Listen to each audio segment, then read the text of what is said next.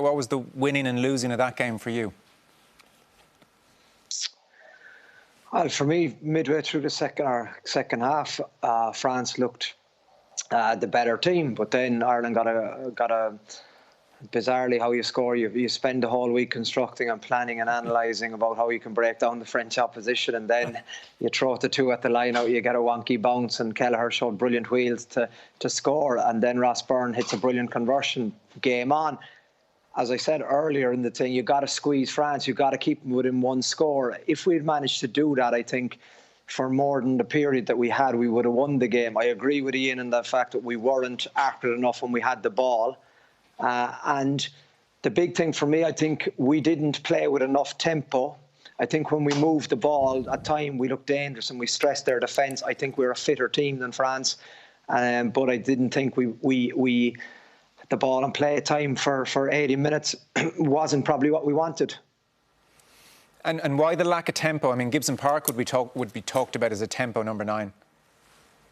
Yeah, no, sorry. So tempo as a team, Joe, would be in terms of speeding up the game. It doesn't necessarily, 9 is probably key, but you look at the times that we got the ball to fourth attacker from the touchline. Nowadays, you got to play in the 15s. If you play 15 to 15, you don't stress the defence. You're looking for them to hit a fatigue zone that they'll make poor decisions. And you could see at the end there, if that went on potentially for another minute, I'm sure someone would have come up with a silly decision to give Ross Byrne the match point that I think he deserved today. So you're talking about fine margin in that regard, but I think Ireland with the ball, I think there's more growth in them, there's more opportunity with them, and we were hesitant at times. OK. And in broad terms then, do you class this as a pretty good, pretty acceptable Irish performance? No, I wouldn't think so, no. I don't think if you're losing it at home, irrespective of what the opposition, the standards this team has set for themselves and the people involved in this team, they'll be bitterly disappointed. It's all about winning, Joe. Performances, obviously, is what players and coaches concentrate on.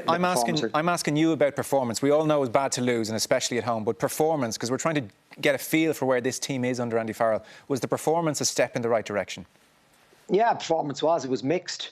Okay. I just think that you can see that there's probably playing the test level game. There's probably a fair difference between our best players and our worst players. And I sense that difference is big. Yeah, sorry, that was the point I was trying to make. There's too much of a difference between our really test class international players and people finding their feet, but that's natural. But I think with the Italian game coming up, that presents a whole new set of opportunities. The Guinness Six Nations Championship, live on Virgin Media One and Virgin Media Player.